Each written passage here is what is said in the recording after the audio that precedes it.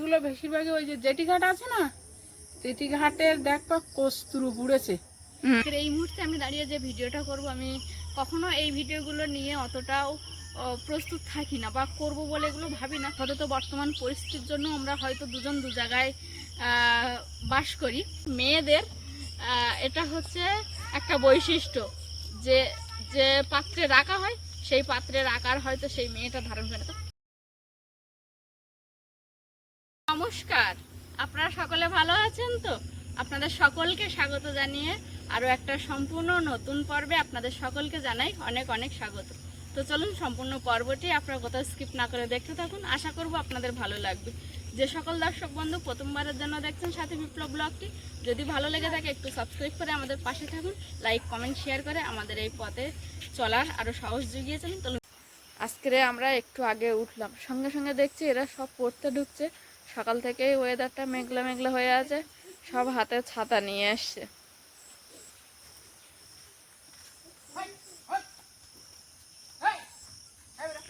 ও দীপা, তুমি ছাতা নিয়ে আসোনি? তাহলে তো ভিজে যেতে হবে। দীপার ঠাম্মা বুধবারে ছাতা কিনে দেবে। ছাতা না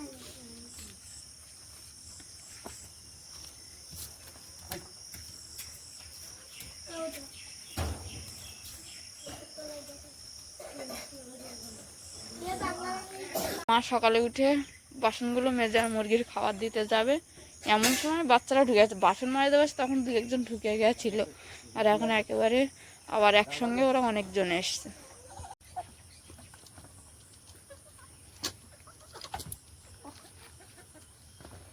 ওমা কাঁকড়াটা ধরো, মায় দাও।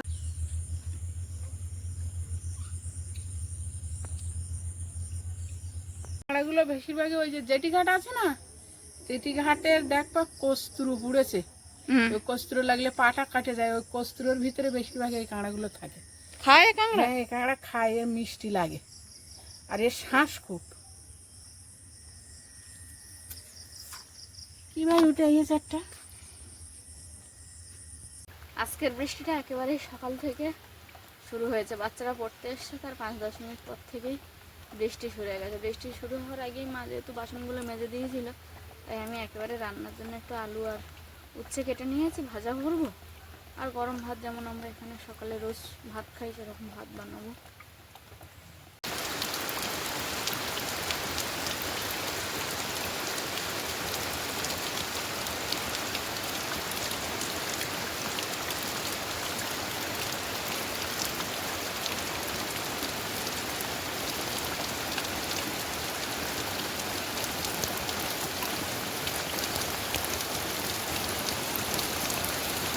বেশ এক ফসলা বৃষ্টি হয়ে একেবারে আকাশ পরিষ্কার ঝকঝকে হয়ে গেছে, তবে এমনটা নয় যে বৃষ্টি আর হবে না। তবে আপাতত এই মুহূর্তে বৃষ্টি হওয়ার সম্ভাবনা দেখছি না। সেই সঙ্গে আমার সকালে রান্না হয়ে গেছে, এখন এই যে বালতিটা নিয়ে যাবো কাকিমার বাড়ি থেকে, দুপুরে রান্নার জলটা এনে রাখবো, নাহলে আবার বৃষ্টি আসলে আমি আর যেতে পারবো না, তখন ভিজে পড়ে যাবো, না ছাতা নিয়ে যেতে হবে। আমরা যে এতদিন ধরে যে পরিশ্রম করেছি, সব থেকে বেশি পরিশ্রম ভাই করেছে, আর ভাইয়ের সঙ্গে সব থেকে বেশিটা সময় দিয়েছে বাবা। তো সেই পরিশ্রমের ফল আর কয়েকটা দিনের ব্যবধানে আমরা কিছুটা হাতে পাবো, তবে সেটা কতটা সাকসেস হবে সেখান থেকে আরও কিছুদিন পরে বুঝতে পারবো বা জানতে পারবো। যাই হোক, তবে পোলট্রির বাচ্চা আর হয়তো 2 কি 3টে দিনের মাথায় চলে আসবে ফার্মে। আর সেই জন্য পাশের বাড়ির এই যে কাকিমাদের, ওদের তো শ্যালো আছে, ওইখান থেকে ভাই ঘন্টা হিসাবে জল কিনে নিচ্ছে। সেই পাইপটা এখন এই যে ওখানে গিয়ে সেট করে আসছে। আর এত পরিমাণে বৃষ্টি হচ্ছে, মাঠে কতটা করে জল হয়ে গেছে, সেই জলের মধ্যে গরু ঘাস খাচ্ছে। পাইপটা হ্যাঁ না, জল ওরা তখন ভাই পাইপ কাটানো ছিল না, ফার্মে পাইপ জল আসবে। এই যে পাইপটা কাকিমাদের বাড়ি থেকে পুরো আমাদের ফার্মের এই ট্যাঙ্কিটার মধ্যে আসবে। এই ট্যাঙ্কিটার মধ্যে আসার পরে এখানে ফিটকিরি মেরে জলটাকে একটু থিতিয়ে নেবে, নেওয়ার পরে এই ড্রামগুলোতে উঠবে। আর ওই ড্রামে ওঠার পরপরই এই যে পাইপগুলো দেখা যাচ্ছে, এই পাইপ বেয়ে যাবে আস্তে আস্তে। আর এই যেগুলো এতটা নিচু, এইখানে জলগুলো আসবে ফোঁটা ফোঁটা হিসেবে পড়বে। যখন মুরগি এরকম ঠোকরাবে তখন 1 ফোঁটা 2 ফোঁটা করে জল পড়বে। আমাদের বাড়িতে গিয়ে পাইপ লাইন ঠিক করে বেঁধে দিয়েছে, যেখানে ছিদ্র সেগুলোকে টায়ার দিয়ে বেঁধে এই যে জল ছেড়েছে, এই জল সোজা গিয়ে ওই চৌবাচ্চাটার মধ্যে পড়ছে। এখান থেকে মই দিয়ে পাইপটাকে তোলা হয়েছে।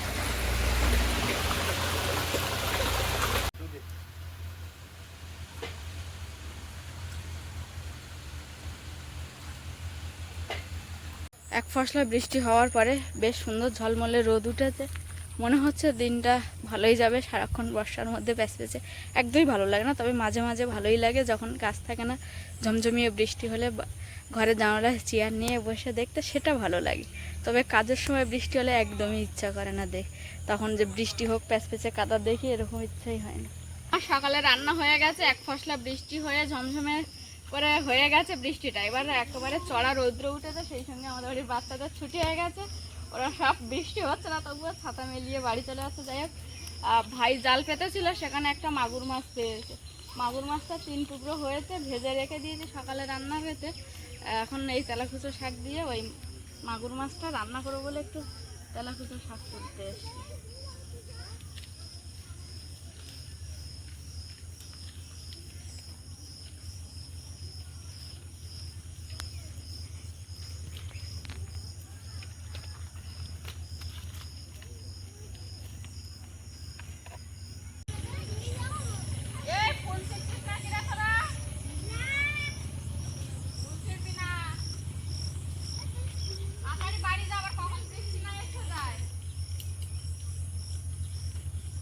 তেলাকুচো শাকের ডাঁটা তোলা হয়ে গেছে, এবার বাড়ির দিকে যাবো, তারপর দেখি আর কি রান্না হয়। আপাতত তেলাকুচো শাকটা তো তোলা হলো, আর ওই পাড়ে একটু যেতে পারি, যদি কচুর ফুল দেখবো হয়েছে কিনা।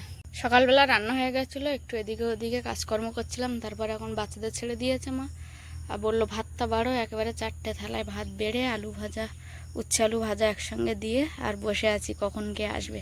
সকালবেলা ধোঁয়া উঠছে, গরম ভাত আর সঙ্গে আলু উচ্ছে ভাজা। কাকিমাদের বাড়ি থেকে পোলট্রির ফার্মের জন্য জল নেওয়া হয়েছিল পাইপ দিয়ে, তারপর সেই পাইপটা সেইভাবে ছিল। আমরা সকলে মিলে একসঙ্গে খেতে বসছিলাম, খাওয়া দাওয়া কমপ্লিট। এদিকে কাকিমাদের এই যে জমিটায় জল হয়ে গেছে, জমিটা চাষ করার জন্য গাড়ি এসছে।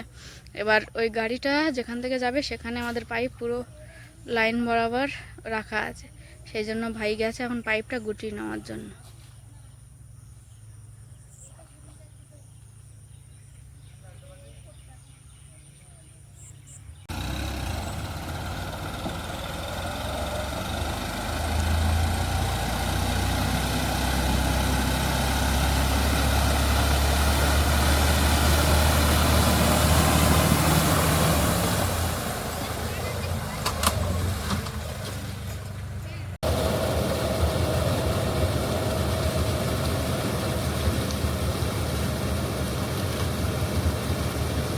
ধান রোয়ার জন্য প্রথম চাষ দিয়ে দিচ্ছে গাড়িতে এসে। আগে মানুষজন লাঙল গরু দিয়ে চাষ করতো, এখন বিজ্ঞানের উন্নতি প্রযুক্তির কারণে মানুষগুলো যেমন অনেকটা স্বস্তি, তেমনই কষ্টও অনেকটা কম। এই যে গাড়ি দিয়ে চাষ করলে এতে কষ্টটাও কম হয়। তবে হচ্ছে এই প্রথম এক চাষ দিয়ে দিচ্ছে, আবার কিছুদিন পরে আরেক চাষ, 2 চাষ দেওয়ার পরে তারপরে ধান রোয়া হবে। সকালে যে এক ফসলা বৃষ্টি হয়েছিল, মুরগিগুলো হালকা হালকা ভিজে গেছিলো, এখনও একটু রোদ উঠতে এই যে সব হাত পা মেলিয়ে দিয়ে রোদ পোয়াচ্ছে।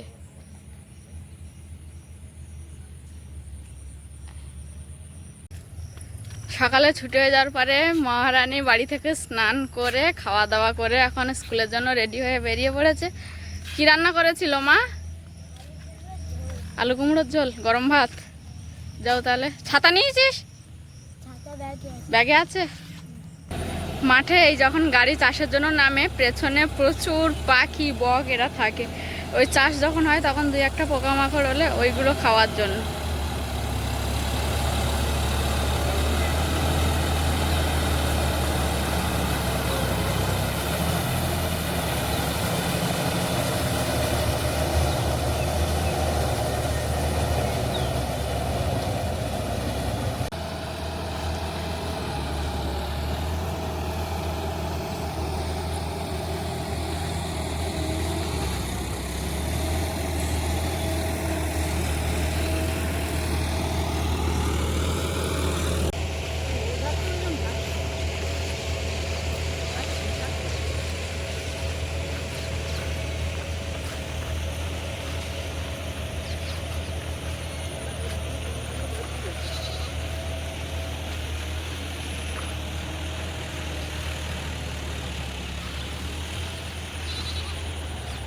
প্রচুর ফুল, আমি তো দেখিনি।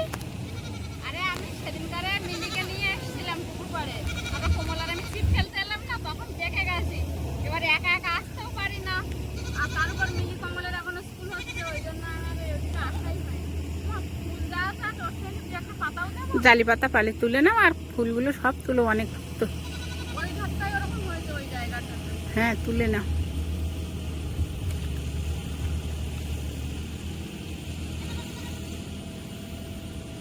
তোমার বাঁ হাতের খোলে তো একটা কচুর পাতা ফুল। হ্যাঁ, ভালো করে ঘাটে ঘুটে দেখে নিও, তুমি বলো ভালোভাবে দেখতে পারো না। এই দিকটা তোলা কমপ্লিট, তুমি এখানটায় বসে থাকো, ওই জায়গাগুলো। হ্যাঁ হ্যাঁ, যাও যাও। দেখো, আর তুমি কি দেখতে পাচ্ছ না? আমি আর দেখতে পাচ্ছি না। অনেকটা হয়েছে। হ্যাঁ, হয়ে যাবে। ওই ডান পায়ে নপুর আছে, দিকো বলো, বন্ধ হয়ে যাবে বলো কথা, নপুর হারিয়ে গেলে। গতকাল বিকালে বৃষ্টি হয়েছে, আজকে সকালে প্রচণ্ড পরিমাণে বৃষ্টি হয়ে পুরো পুকুরের বাঁধের কানায় কানায় জল হয়ে গেছিল। তারপর সকালে উঠে বাবা এই আটলটা পেতেছিল জল সরানোর জন্য। আর এই সময় এইখানটায় আটল পাতলে চুনো মাছ পড়ে, মৌরাল্লা মাছ, পুঁটি মাছ এগুলো পড়ে। দেখা যাক এখন বাবা আটল তুলুক, কি মাছ পড়েছে।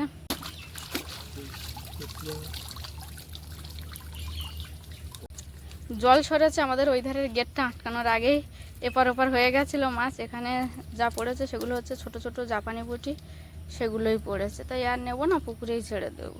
একটু আগে আপনাদেরকে দেখাচ্ছিলাম আমাদের ওই পাশের বাড়ির কাকিমাদের জমি চাষ করা হচ্ছে, সেখান থেকে এলো আমাদের যে জমি ভদ্রলোক বন্ধক নিয়েছে, ওই ভদ্রলোক একেবারে চাষ করে নিচ্ছে। তো আমাদের জমিতে চাষ করার সময় এই যে বড় মাগুর মাছটা পেয়েছে, যারা গাড়ি চালাচ্ছে ওরা আবার আমাদের বাড়িতে দিয়ে গেছে। সকালে এক ফসলা বৃষ্টি হয়ে যাওয়ার পরে একটু বেলা হতে হতে খুব সুন্দর রৌদ্র উঠেছিল ঝলমলে। তারপরে বেশ ভালোই ছিল ওয়েদার, হঠাৎ একটু মেঘ করলো, আর আমরা দুপুরে খাওয়া দাওয়া করে ঘরে আসতে না আসতেই আবার এক ঝলক বৃষ্টি হয়ে গেল। আজকের মা বাড়িতে নেই, মা একটু বেরিয়েছে। এরা সবাই পড়তে এসেছিল, পড়াশুনো কমপ্লিট হয়ে গেছে, এখন প্রায় ঘড়ির কাঁটা ঘুরতে ঘুরতে 5টার ঘরে চলে গেছে। এখন এটা এদের ছুটি দিয়ে খেলা করার সময়, তো সেই সময় এখন এদের আমি প্র্যাকটিস করাবো। আজকে মা যেহেতু নেই, মা না থাকায় আমাকেই প্র্যাকটিস করতে হবে। কী রে হলো ঘুঙুর বাঁধা? কতক্ষণ লাগে? শিল্পা পিঠার চেন খুলে গেছে তো জামার।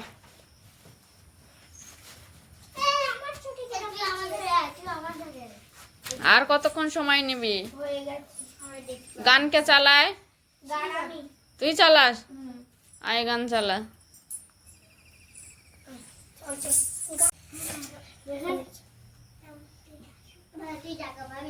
মুক্তির মন্দিরে সোপানা তলে নৃত্য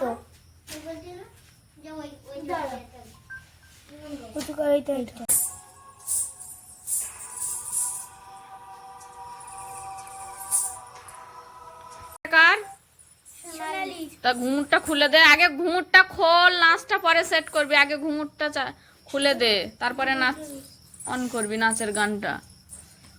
এ দীপশিকা খোল ঘুঙুরটা। আমার জুতো উল্টো হোক গে, তুই আগে ঘুঙুরটা খোল। এদিকে আমাদের গান চালানোর যে ম্যান, সে রেডি, নাচ শেষে ঘুঙুর খোলা বাদ দিয়ে গান চালিয়ে দিচ্ছি। ও তো ঘুঙুরটা পরবে। রক্ত নদীর ধারা নৃত্য। এখানে একটা রাফ রাফ করে একটা লিস্ট করে নিয়েছে, এই লিস্ট ধরে ওদের নাচানো হচ্ছে আজকের একটা কাজের জন্য। অর্থাৎ আমাদের এখানে রেশন দেয়, খাদ্য সুরক্ষা বলে একটা কার্ড আছে, ওই কার্ডটা মায়ের কেটে গেছিলো ফ্যামিলি থেকে, তো সেটা ঠিক করানোর জন্য মা আর ভাই বেরিয়েছিল। দুপুরে খাওয়া দাওয়ার পর এক ঝলক বৃষ্টি হয়ে তারপর রোদ উঠেছিল, তখন বেরিয়েছিল। মা বেরোনোর পরে বাচ্চারা ঢুকলো, ওদেরকে একটু নিয়ে পড়তে বসালাম, পড়াশুনো হয়ে গেল। তারপর 5টার সময় যখন ওদের খেলার টাইম, সেই টাইমটা ওদের একটু আমার ফোন থেকে গান চালিয়ে ওদেরকে নাচ করালাম, একটু কবিতা বলার যে ভঙ্গি সেগুলো একটু বললাম, যে টানা তুমি রিডিং পড়ার মতো কবিতা বললে তো সেটা ভালো লাগে না, বলে 2-1জনকে একটু প্র্যাকটিস করালাম। করানোর পর এখন ওদেরকে ছুটি দিয়েছি, দিয়ে আর সেইভাবে আপাতত বিকালে কোনো কাজ রাখিনি, যেহেতু এখন বর্ষা হচ্ছে, তো মানে বোঝার উপায় নেই যে কখন না কখন বৃষ্টি এসে যায়, হয়তো কাজ রাখলে সেগুলো করে উঠতে পারো। নিজেরও যতটা চেষ্টা করি যখন বৃষ্টি না হয় তখন সেই কাজগুলো করে ফেলি। আর আজকের এই মুহূর্তে আমি দাঁড়িয়ে যে ভিডিওটা করব, আমি কখনো এই ভিডিওগুলো নিয়ে অতটাও প্রস্তুত থাকি না বা করব বলে এগুলো ভাবি না, তবু এমন এমন সিচুয়েশান বা এমন এমন পরিস্থিতি চলে আসে যেখানে আমার করতে ইচ্ছা করে, খুব মন চায় যে এগুলো যদি সত্যি আপনাদের সঙ্গে আমি শেয়ার করতে পারি তাহলে হয়তো আমার এই আনন্দটা আরও দ্বিগুণ হয়ে যাবে। চলুন তাহলে আজকে সেই যে বিষয়টা, এটা হচ্ছে একটা কমেন্টের, একটা না দুটো কমেন্ট যেটা পড়ে আমার খুব ভালো লেগেছে। আর সব থেকে বড় বিষয় যেটা হচ্ছে যে আপনারা হয়তো আমাকে অনেকে চেনেন, অনেকে চেনেন না, শুধুমাত্র ভিডিওর মাধ্যমে আমাকে যেভাবে ভালোবাসা দেন, তো হ্যাঁ দুই একটা নেগেটিভ মন্তব্য আসে, সেগুলোকে আমি কিছু মনে করি না। কারণ কি, যেভাবে আপনারা আমাকে না চিনে না জেনে ভালোবাসা দিচ্ছেন তার কাছে ওইগুলো কিছুই না। তো চলুন আপনাদের সেই ভালোবাসার মানে প্রতিটা কমেন্ট আমি সহ বিপ্লববাবু খুবই মন দিয়ে পড়ি। হ্যাঁ, আপাতত বর্তমান পরিস্থিতির জন্য আমরা হয়তো দুজন দু জায়গায় বাস করি, তবে আমরা দুজন ভিডিওর প্রতি সবসময় ফোকাস আছে। আমার কোথাও অসুবিধা হলে আমি বিপ্লববাবুকে গিয়ে জিজ্ঞাসা করি ফোনের মাধ্যমে, সে সেখান থেকে যতটা পারে আমাকে সাপোর্ট দেয়। কমেন্ট তো পড়ি। তারপরে এখন যে দুটো কমেন্ট আমার খুবই ভালো লেগেছে, প্রতিটা কমেন্ট আমার খুবই ভালো লাগে, তার মধ্যে থেকেও হয় না যে ভালোর থেকেও ভালো হয়, তো সেরকম দুটো কমেন্ট আপনাদেরকে আমি শোনাবো। প্রথম কমেন্ট, যে ভিডিওটা আমি পোস্ট করেছিলাম, ফার্ম রেডি হয়ে গেছে তবু কেন আমরা পোলট্রির বাচ্চা ফার্মে তুলছি না, সেই বিষয়ের উপরে মঞ্জু ব্যানার্জি, জানি না ইনি আমার বয়সের কতটা বড়, ও আমার তো এরকম মানে মেসেজ পড়ে তো একটা ধারণা করা সম্ভব না, তবুও তাকে আমি দিদি ভাই বলেই সম্বোধন করছি। সে যে মেসেজটা আমাকে করেছে কমেন্ট বক্সে এসে, সাথী তোমাকে মনে হয় না তুমি গ্রামের মেয়ে, তোমার শ্বাস গোছ চলাফেরা সব শহরের মতো, কথা বলা শিক্ষিত হলে হয় না, শ্বশুরবাড়ির সবাই শিক্ষিত, পয়সা থাকলে হয় না, তুমি একটা ভালো ফ্যামিলিতে পড়েছো, গ্রামের মতো সাজগোজ আর সবাইকে মানিয়ে নিতে পারো, কথা বলা আমি তোমার মুখের দিকে তাকিয়ে থাকি, খুব ভালো লাগে, তুমি আমার কমেন্টের উত্তর দিও তাহলে খুব ভালো লাগবে। হ্যাঁ, কমেন্টটা আপনাদের সামনে এই কারণেই আমি পড়ছি, দিদিভাই বলেই তো তাকে সম্বোধন করলাম, তো সেই দিদিভাইকে আমি মানে মঞ্জু ব্যানার্জি দিদিভাইকে আমি উদ্দেশ্য করে বলছি। কমেন্টের আমি উত্তর হ্যাঁ সবসময় চেষ্টা করি যথাযথ দেওয়ার, কিন্তু হয়তো পেরে উঠি না, আমার নিজের প্রচণ্ড কাজকর্ম থাকে, তার উপর পুরো ভিডিওর প্রেশারটা সবটা আমার উপরে। একটা গ্রামের ফ্যামিলিতে প্রচণ্ড রকমের কাজকর্ম থাকে, যেটা হয়তো কলকাতাতে গেলে থাকে না। আমি সেটা নিজে খুব ভালোভাবে উপলব্ধি করতে পারি, যেহেতু আমি গ্রামে যখন থাকি তখন প্রচণ্ড কাজ থাকে, তবে যখন বিপ্লববাবুর কাছে যাই তেমন বিশেষ কাজ থাকে না। তো দিদিভাই যখন উত্তরটা চেয়েছেন তাকে আমি সরাসরি ভিডিওর মাধ্যমে দিচ্ছি, তাহলে কারণ কি মেসেজ অতটা লিখে আমি বোঝাতে পারবো কিনা বুঝতে পারছি না, হয়তো আমার বোঝাতে গিয়েও কোথায় খামতি থেকে যাবে, সেই কারণে আমি সরাসরি কথা বলে সেই উত্তরটা দিচ্ছি। হ্যাঁ দিদিভাই, এটা হচ্ছে আমি মনে করি যেমন আমার কিছু ব্যাড হ্যাবিটও আছে, তেমন কিছুটা গুড হ্যাবিট আছে। মেয়েরা যখন বাড়ি থেকে সব কিছু যে পূরণ হয় করা যায় সম্ভব, কিন্তু যখন একটা ফ্যামিলিতে চলে আসি তখন সময় পরিস্থিতি অনুযায়ী কিছু কিছু জিনিসকে একটু ছেড়ে দেওয়াই ভালো, তবে আমি এখন এই জিনিসটা পারি না, এটা আমার একটা ব্যাড হ্যাবিট। আরেকটা হচ্ছে যেটা আমার হচ্ছে ভালো দিক, যেটা আমি মনে করি, আমি জানি না এটা অন্য কেউ মনে করে কিনা, দিদিভাই চেয়েছে সেই প্রসঙ্গত আমি কথাটা বলছি। যেমন কোথাও গেলে আমার কোনো দিন কোনো সমস্যা হয় না, না খাওয়া না থাকা না চলা, তার একটাই কারণ আমি বাপের বাড়িতে যখন ছিলাম কোনো কাজকর্ম করতাম না, তবে কোথাও গেলে কোনো অনুষ্ঠানে বা সবাই একসঙ্গে হলে যে অনেক কাজ থাকে, সেই সময় আমি এমনভাবে মানে যারা মেন কাজে থাকতো তাদের সঙ্গে এমনভাবে সাহায্য করতাম যে কেউ দেখে বোঝার উপায় ছিল না যে আমি কোনো কাজ জানি না। তো সেই ক্ষেত্রে দিদিকে একটা কথা আমি বলে রাখি, দিদিভাই আমি প্রথমত আমি গ্রামের মেয়ে, আমার জন্ম হয়েছে সুন্দরবন এলাকাতে, কুমিরমারি বলে একটা জায়গা যেখানে আমার বাপের বাড়ি, ওখানেই আমার গ্রাম, ওটাই আমার জন্মস্থান, ওখানে আমার কিছুটা বড় হওয়া, 10 বছর পর্যন্ত আমি ওইখানে ছিলাম। 10 বছর পর থেকে আমি যখন ক্লাস মানে 10 বছর বয়স যখন হলো তখন ক্লাস 5-এ, তো সেই সময় থেকে আমি হোস্টেলে যাই, আমি নিজেও নার্সের কাজ করতাম, সেই কাজ সূত্রে বিয়ে খাওয়া সবটাই আমার মানে কলকাতাতেই ছিল। তারপরে এসে গ্রামে কোনোদিন আমার কোনোখানে অসুবিধা হতো না, এই তো মোটামুটি 1.5 বছর মতো হয়েই যাচ্ছে আমি আপাতত আমার গ্রামের শ্বশুরবাড়িতেই আছি। বিয়ের পরপরই আমরা দুজনেই ওখানেই থাকতাম, দুজন কাজকর্ম করতাম, তো সেক্ষেত্রে একটা। আর হ্যাঁ, আপনি যেটা বলেছেন আমার সব থেকে এই কথাটা মন ঠিক আছে, হ্যাঁ ভালো ফ্যামিলি তো অবশ্যই পেয়েছি, না হলে হয়তো আমি মানে সংসারের মধ্যে থেকেও হয়তো এই ভিডিওটা করা অসম্ভব হয়ে যেত, কারণ গ্রামে প্রচুর রকমের কাজ থাকে, সবাই তো হেল্প করে, ভাই বাবা মা ওরা তো আছেই, হেল্প করে, সেই সঙ্গে আরও একটা যেটা জিনিস রান্না মানুষের কোনো দিনই মানে সব দিন যে ভালো হবে এমনটা নয়, তবে সেই সময় যখন মাঝে মাঝে কখনো খারাপ হয় কেউ কোনো খারাপ কথা বলে না, সবাই যেরকম ভালো জিনিসটা যেভাবে খায় সেইভাবে সবার থেকে আমি প্রচুর হেল্প পাই। আর এটা হচ্ছে মানিয়ে নেওয়াটা, আমি মনে করি এটা আমার ক্ষেত্রে এখানে সকল মেয়েদের এটা হচ্ছে একটা বৈশিষ্ট্য, যে যে পাত্রে রাখা হয় সেই পাত্রের আকার হয়তো সেই মেয়েটা ধারণ করে। তো তেমনই আমার এখানে হ্যাঁ অনেক প্রবলেম হয়, অনেক অসুবিধা হয়, তবে সেগুলোকে আমি প্রবলেম বা অসুবিধা মনে করি না, তাই আর আমার কোনো অসুবিধা নেই। এটা আমি সব জায়গাতেই করি, সে আমার নিজের বাড়ি হোক বা কোনো আত্মীয়ের বাড়ি হোক। আশা করি দিদিভাইয়ের উত্তর পেয়ে গেছে। টাকা পয়সা অবশ্যই জীবনে চলার পথে যতটা প্রয়োজন আমি সবসময় ঈশ্বরের কাছে চাই, আমার সেটুকানি দিক ভগবান, এর বাইরে আমি আর চাই না। তবে টাকা পয়সার থেকেও যেটা ভালো মানুষ পাওয়া, একদম প্রতিটা মেয়ের যেমন স্বপ্ন থাকে তার বিয়ের পর একটা ভালো শ্বশুর বাড়ি হবে, ঠিক আমারও তাই হয়েছে। দেখুন, শ্বশুরবাড়ির সবাই যে ভালো হবে এমনটা একদমই নয়, কারণ যেমন আমার হাতের আঙুল 5টা সমান নয় তেমনই।